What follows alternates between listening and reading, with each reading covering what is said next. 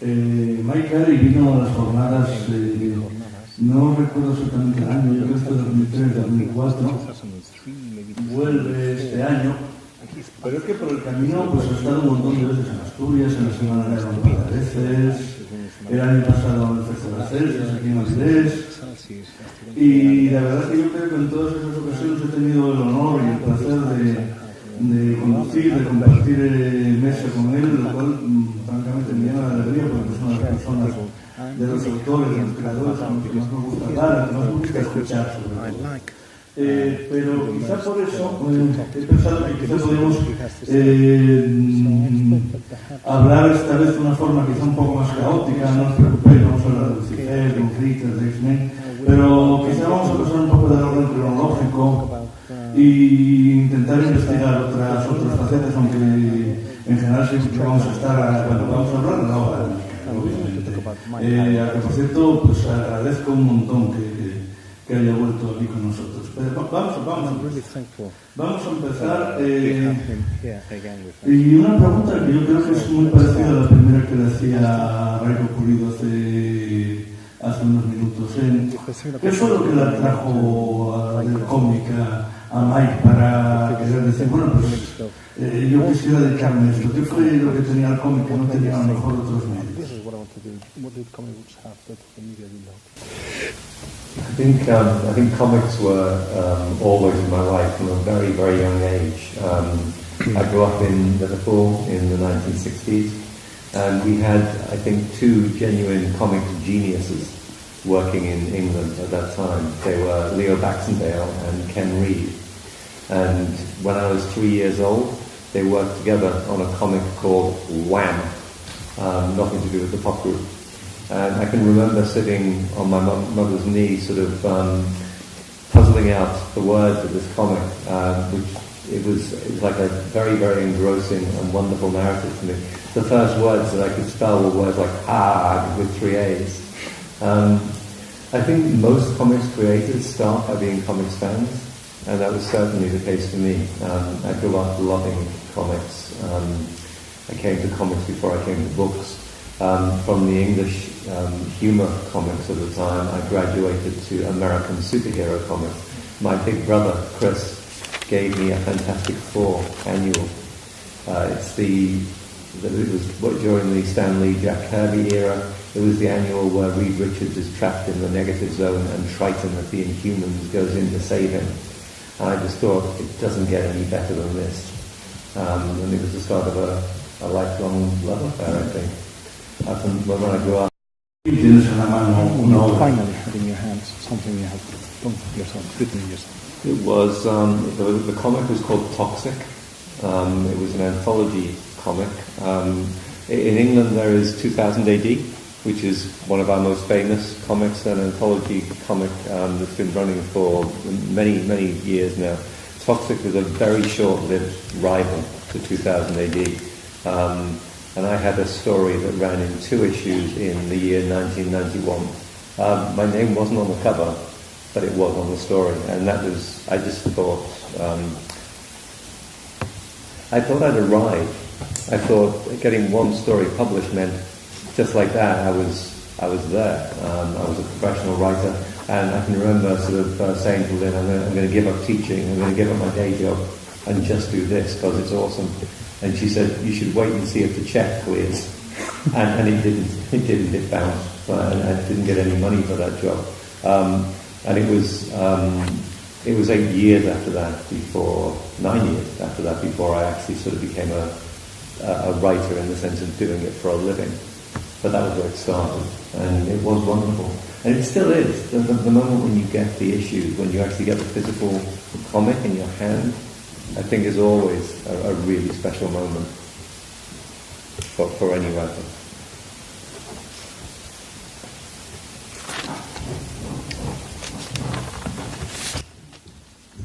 Sí que me acuerdo, fue no exactamente en un cómic, sino en una revista que se llamaba Toxic, que era una especie de revista donde se recopilaban distintas historias cortas. Era, la publicación más famosa del Reino Unido es 2000 AD, y Toxic trató de ser la competencia, de ser su rival durante un tiempo, pero de una vida bastante corta, la verdad. Hubo una historia mía publicada en Toxic, en 2 números de la revista, en 1991. Mi nombre no aparecía en la portada, pero sí que aparecía al inicio de la historia, y esa fue la primera vez que lo vi publicado. Y cuando vi mi nombre pensé, ya está, lo he logrado. Ya he publicado un guión, ya puedo decir que soy guionista profesional. Y le dije a mi mujer, voy a dejar mi trabajo, voy a dejar la enseñanza y me voy a dedicar de lleno a escribir guiones. Y Lynn me dijo, igual es mejor que esperes a ver si el cheque que te han dado tiene fondos. Y no los tenía. Así que tuve que esperar unos cuantos años más, en concreto 9, hasta poder ganarme la vida solo como guionista profesional de cómic. De todos modos, aquella primera sensación de ver mi nombre impreso fue una maravilla, y lo sigue siendo hoy en día. Esa sensación sigue viva. Cada vez que recibo un ejemplar físico y de algo que he escrito yo y lo tengo en las manos, siempre siento algo muy especial al ver que esos guiones que están ahí son míos y ver que puedo definirme como guionista. The story that I had in that comic was called Aquarius, and it was basically a shameless rip-off of Alan Moore's Watchmen. It was just me doing Watchmen. There was nothing original about that story at all. El título de la historia que se publicó en aquellos 2 números, por si me interesa, era Aquarius, y era básicamente una copia chunga, una copia barata del Watchmen de Alan Moore. Era yo tratando de hacer mi propia versión de Watchmen sin aportar nada original, sin que hubiera ni un solo elemento original allí. Cuando empecé a leer obra tuya, más o menos empezó a llegar un poquito casi a la vez Lucifer, Hellblazer, pero luego he podido ver también otras obras como Suicide Squad, que utilizas, digamos, entre los arcos argumentales, números que son historias pequeñas, historias de algún personaje secundario, incluso que nunca había salido, que son para mí pequeños sobre la maestra. Luego a veces tiene mucho que ver con el resto de la trama, otras veces no tanto, pero esas pequeñas historias aisladas son una pequeña maravilla siempre. Es algo que de alguna manera se te había ocurrido de utilizar como para un descanso, pero cada vez es algo muy dramático, no lo sé, esa característica tuya, ¿cómo llegó a desarrollarse? How did you come up with that idea? I don't think I came up with that idea myself. I've got to say, I stole it from Neil Gaiman. When I read Sandman for the first time, I just thought, this is an amazing way to tell a story. It's like listening to a symphony in music, where the different instrumental voices weave in and out of the story. Neil Gaiman would have long arcs, and then he would have 2 or 3 or even 4 or 5 short issues that were done in one, that were self-contained stories. And at first you would not know what the relationship between the short stories and the long arcs was, and then gradually it would become clear. So I was putting that, I was copying that template, and I still do it. I absolutely love done in one stories, single issue stories that just tell a tale in 20 pages. Bam, and it's there. Some of the stories that I'm most proud of were those single issues. There was one called The Writing on the Wall. There was another one which was those who bring gifts, or I can't remember what it's called. Issue 35, anyway. I just loved being able to do that sort of interweaving of stories, plot lines. I think I've done it in every long series that I've written since.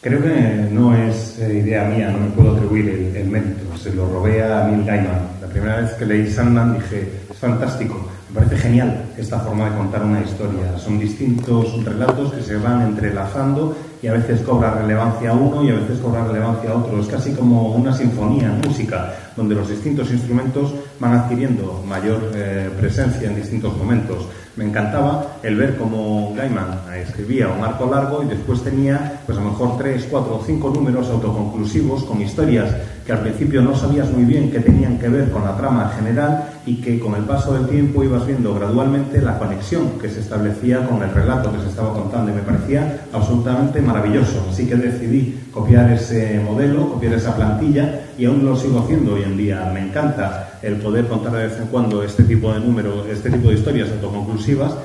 Lo sigo haciendo con relativa frecuencia porque es maravilloso el decir, mira, ya está, 20 páginas, ¡pam!, historia completa. Algunas de las historias, algunos de los guiones de los que estoy más orgulloso, pues son de ese tipo. Recuerdo ahora, por ejemplo, uno que se titulaba The Writing on the Wall, que vendría a ser algo así como escrito en la pared, y otro que me parece que se titulaba Those Who Bring Gifts, los portadores de regalos, o los que portan regalos. No estoy seguro de que sea ese el título, pero sí sé que era el número 35 de la colección. El caso es que me gusta mucho el poder ir entrelazando distintas tramas, distintas historias, y con ellas, unidas, crear un solo argumento, crear un solo relato. Es algo que he hecho siempre, desde entonces, en todas las series en las que he estado una larga temporada. Yo no sé si sabes, Mike, pero yo creo que te lo he recordado en siempre que nos hemos visto, pero parece que Lucifer es como un long seller aquí en España, porque siempre se está publicando en tomos, los grandes, los pequeños, más gordos, más grandecitos. Yo incluso recuerdo con un libro amigo mío que me decía que tenía 2 o 3 clientes que venían a la tienda única y exclusivamente a comprar Lucifer. Sí. Para la gente que no lo conozca, de los pocos ¿cómo le venderías tú ahora mismo? ¿De qué trata Lucifer? ¿Qué dirías de qué es esa historia? What's the story about? I think Lucifer is a story set in the Sandman universe, and it kind of only makes sense really in the context of Sandman.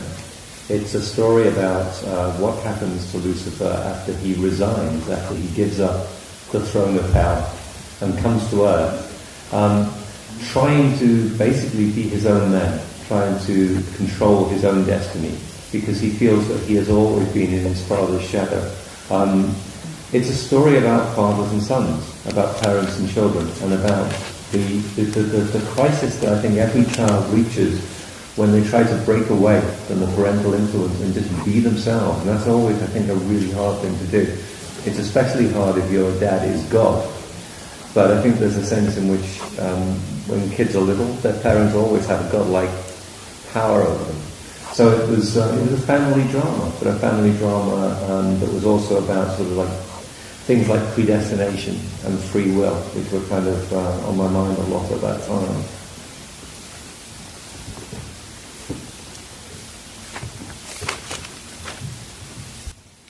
Lucifer es una historia que está ambientada en el universo de Sandman, y creo que solo tiene sentido realmente concebirla dentro de ese universo. Básicamente es el relato, el cuento de lo que ocurre una vez Lucifer abandona el trono del infierno, deja de ser el señor del infierno y decide ir a la tierra para ser un ente autónomo, para ser alguien por sí mismo, tomar las riendas de su destino y convertirse en alguien que controla su vida. Yo creo que se siente que toda la vida ha estado, o Lucifer considera que ha estado toda la vida a la sombra de su padre, y es un relato en realidad acerca de, o la serie en realidad es acerca de las relaciones entre padres e hijos.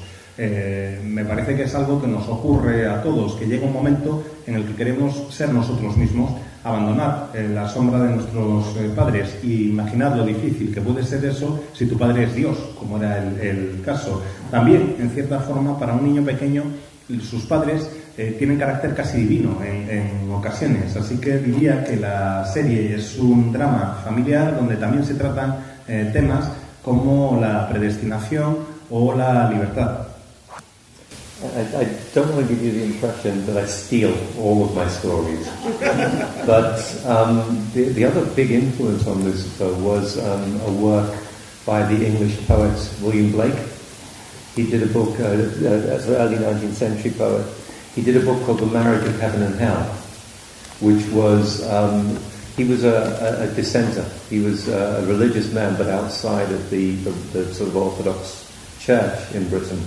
And he wrote this book which was basically reinterpreting the fall of Satan as a story about energy and will and desire and the containment and control of energy and will and desire. And Blake's God is very much like a controlling and containing a negative power.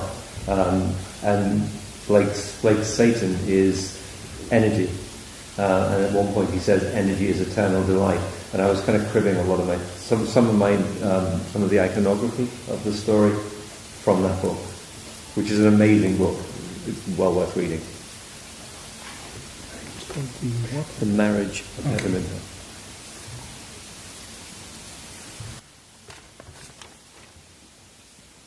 Por favor, que no os dé la sensación de que robo todas mis historias, ni mucho menos. Pero sí tengo que reconocer que en el caso de Lucifer hay un libro que ejerció una gran influencia en el concepto de la serie. Es un libro, una obra del poeta británico William Blake, es del siglo XIX y se titula The Marriage of Heaven and Hell, que vendría a ser algo así como el matrimonio entre cielo e infierno. No sé si ese es el título en castellano. El caso es que, aunque era creyente y formaba parte de la iglesia anglicana, Blake no estaba de acuerdo con buena parte de los dogmas que presentaba la iglesia y los reinterpretó a su manera. Reinterpretó la caída de Lucifer de los cielos como una lucha, una expresión de voluntad, energía y deseo. Voluntad, energía y deseo que estaban sometidos a control, y la caída de Lucifer representa la libertad de esos tres elementos. El Dios que presenta Blake es un Dios al que vemos desde una perspectiva bastante negativa, porque es un ser controlador que pretende mantenerlo todo siempre atado y bien atado. Y hay un momento en el que Lucifer de Blake se presenta como alguien que quiere ser energía y delicia eterna. A mí me parecía increíble ese concepto y usé buena parte de la iconografía del libro para la colección de Lucifer como referencia. Vamos a hablar un poquitito de Hellblazer, y creo que te lo encargaron un poco más o menos, quiero recordar cuando estabas ya inmerso en Lucifer. Por aquella época pues había pasado por el personaje, pues evidentemente su creador Moore, Jimmy Delano, Arsenis, creo que por Jenkins y Warren Ellis, y Ryan Azzarello, por supuesto.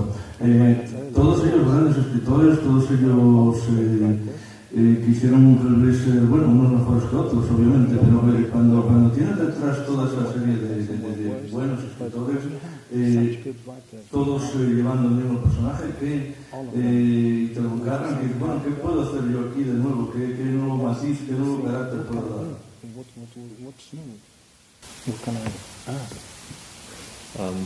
So it's the question, how did I approach? So I came onto Hellblazer immediately after Brian Azzarello's run, and Brian had done something radically different with the character. He had taken John away from England for the first time. He was the first American writer to write the character, and he thought rather than sort of like try to write John in an English milieu, an English setting, he would take him to America, make him be a fish out of water. And he took away the magic. The magic was a very small part of Azzarello's stories. It became a very noirish story. It was, in some ways, it was sort of reinventing John in a kind of hardball detective kind of mode, which was always a sort of aspect of John. What I did, I think, was to go back to basics, to go back to the Delano era to some extent, and the Warren Ellis era to some extent. I took John back to Liverpool and then to London. I put the magic back in the story, and I kind of played on something that I think it was Gaiman who said this first about John Constantine, although Gaiman had never written him in a book at the time. He said that he called John the laughing magician, and I think that was a really sort of telling phrase, because Constantine can do magic, but magic is not his power, and it's not his first resource, it's his last.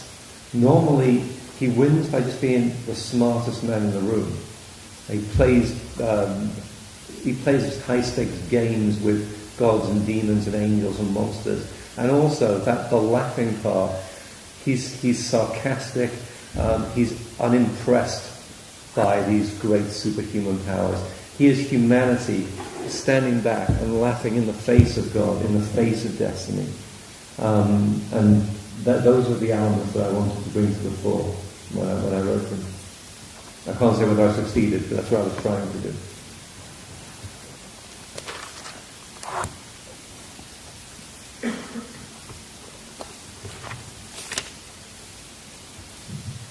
Pues mi etapa en Hellblazer empezó justo a continuación de la de Brian Azzarello y fue una etapa radicalmente distinta a la de Azzarello. Azzarello era el primer guionista norteamericano en encargarse de las aventuras, o en escribir las aventuras de John Constantine, y lo que hizo fue sacarlo de Inglaterra. Quería que John estuviera en un entorno distinto al del Reino Unido y por eso se lo llevó a Estados Unidos y hizo que se sintiera como un pez fuera del agua. Además, en las historias de Azzarello hay muy poca magia, prácticamente ninguna. Lo que hizo fue acentuar el carácter de género negro de las historias, casi reinventar a John como un detective hard-boiled, uno de estos detectives curtidos y duros, que yo creo que es un elemento que siempre ha estado un poco presente en el personaje, pero lo que yo quería hacer era volver al concepto básico de Constantine, volver a la época o al estilo de Delano o de Ellis.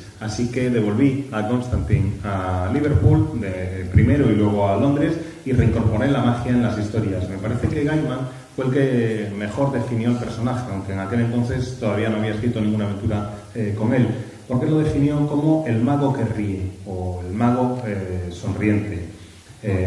Constantine, si os fijáis, es un tipo que sabe hacer magia, que puede hacer magia, pero que solo usa la magia como el último recurso. En realidad, Constantine suele salirse con la suya siendo el tipo más listo de la sala, siendo el más listo de la concurrencia. Es inteligente y es capaz de meterse en partidas con muchas cosas en juego en las que se enfrenta a seres sobrehumanos, a demonios, a ángeles y a todo tipo de seres sobrenaturales. Y lo de la parte del mago que ríe o del mago sonriente es porque es un tipo sarcástico, que usa mucho el sentido del humor, que se cachondea de lo que le aparece. Al que no le impresionan estos seres sobrehumanos y superpoderosos que se plantan ante él, Constantine es básicamente, si lo pensáis, la humanidad. La humanidad que se planta ante algo más grande que ella, se cruza de brazos, mira a la cara a Dios y se cachondea, se parte de risa. Es alguien que quiere tener su destino en sus propias manos y enfrentarse con esa humanidad a lo que se le aparezca. Eso es lo que yo por lo menos traté de incorporar en mis historias, ese carácter, estas características. No sé si tuve éxito, pero desde luego sí que sé que es lo que quería hacer. But it's kind of noticeable, I think, that every writer who's come on to Hellblazer has done something completely different with the character. And if you look at Delano's Hellblazer, it's not the same as Alan Moore's. Garth Ennis, again, completely different, tonally very, very different. But somehow there's a core of the character that's always recognizable. John is always there. It's like you're seeing different aspects of this mercurial being.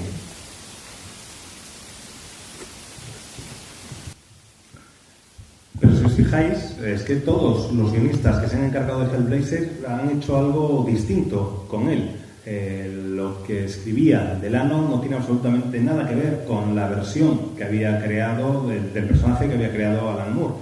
Lo de Garth Ennis, que os voy a contar, un tono totalmente distinto, algo muy diferente a lo que habían hecho estos dos otros autores, pero también es verdad que hay una constante, y es que la esencia del personaje sigue presente, es reconocible, se haga lo que se haga con él. Es como si viéramos distintas facetas de un personaje que es casi mercurial, en el sentido de que fluye y cambia, que es polifacético.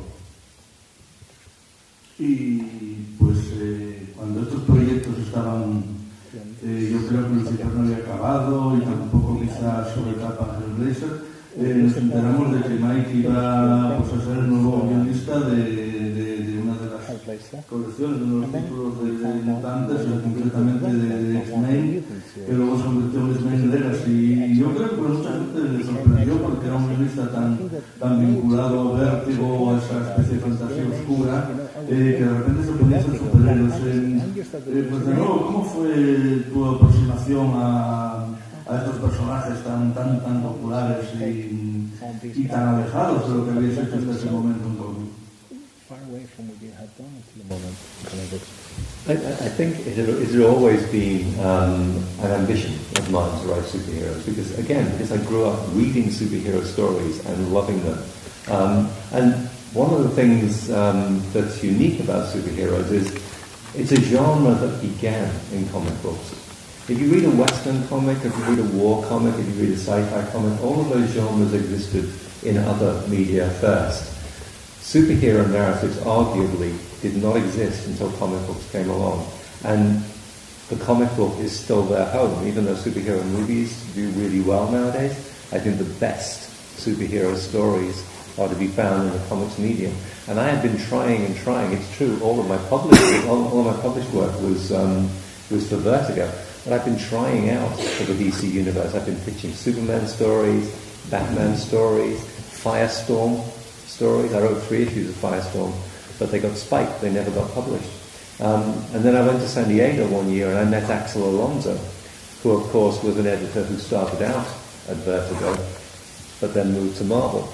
And he said, well, look, I know you're exclusive with DC at the moment, but if you ever find yourself free and you want to do some superhero work, you can come to us and we'll give you something fun to do. And then when I got back to England, he called me again and said, that wasn't bullshit, I mean it. You can work for Marvel and do some superhero work for us. And so I did. About 18 months later, I called him and said, yeah, okay, my exclusive is up. What have you got? And he said, how about X-Men? Which was, one of the best moments of my life, I think.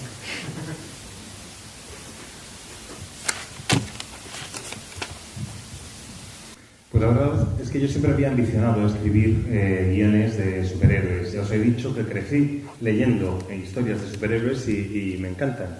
Y creo, además, que los superhéroes tienen un elemento que los hace únicos en el mundo del cómic. Y es que son los únicos cuya narrativa, cuyas historias surgen en la viñeta, surgen en historieta. Quiero decir con esto que si lees un cómic del oeste, si lees un cómic bélico, si lees un cómic de ciencia ficción, son géneros, todos ellos, que ya existían fuera del cómic. Y en cambio, el superhéroe nace en las páginas del cómic, o por lo menos eso se podría argumentar. Hay películas de superhéroes hoy en día que funcionan muy bien, desde luego, pero yo sigo considerando que las mejores historias de superhéroes se hacen aún hoy en día o se cuentan aún hoy en día en las páginas de un cómic. Y es verdad que toda mi obra publicada hasta aquel momento la había publicado en Vértigo, pero había presentado propuestas de historias para Superman, para Batman, e incluso había llegado a escribir 3 números de Firestorm que no se llegaron a publicar porque cancelaron la serie antes de que vieran la luz. El caso es que recuerdo que un año fui a la Comic Con de San Diego y allí conocí en persona a Axel Alonso, que es un editor que había empezado su carrera en Vértigo, pero que se había ido a Marvel. Y hablando con él, le comenté que me apetecía hacer algo de superhéroes, pero que tenía un contrato en exclusiva con DC. Y él me dijo, mira, sé que tienes el contrato en exclusiva, pero cuando expire el contrato, cuando se acabe, si te apetece hacer algo de superhéroes, en serio, pégame un toque y lo hablamos. Me volví a Inglaterra, me volví a casa y a los pocos días recibí una llamada de Axel que me dijo, por cierto, te recuerdo lo que te dije y va en serio, no es de coña. Si algún día quieres hacer algo de superhéroes, tú ponte en contacto con nosotros cuando estés libre y veremos qué es lo que podemos hacer. Pasa un año y medio, pasan 18 meses, expira mi contrato o caduca mi contrato con DC en exclusiva y me pongo en contacto con Axel y le digo, bueno, que ya estoy libre, que me apetece hacer algo de superhéroes, ¿tienes algo por ahí para mí? Y Axel me dijo, ¿qué te parecería hacer los X-Men? Y de verdad, ese ha sido uno de los mejores momentos de mi vida. And it got better. I took over Adjectiveless X-Men at the same time that Ed Brubaker took over Uncanny X-Men. And Uncanny X-Men was the flagship book. So Ed Brubaker got to choose his team first, and he chose Cyclops, Beast, Nightcrawler, Emma Frost, Wolverine, maybe 1 or 2 others. And then I was told, you can have everybody else. You can choose, you can take your characters from the whole of the rest of the cast, which was hundreds and hundreds of characters, And throughout my run, what I used to do was just take characters that nobody else had been using for a while and dust them off and then put my own take on them. It was crazy fun.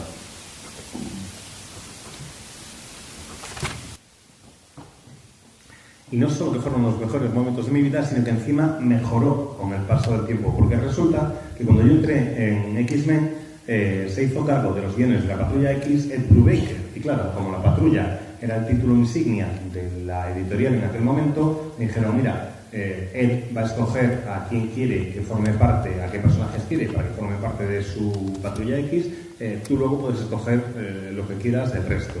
Brubaker, si mal no recuerdo, eligió a Cíclope, la Bestia, Rondador Nocturno, Emma Frost y Lobezno, si mal no recuerdo, como digo.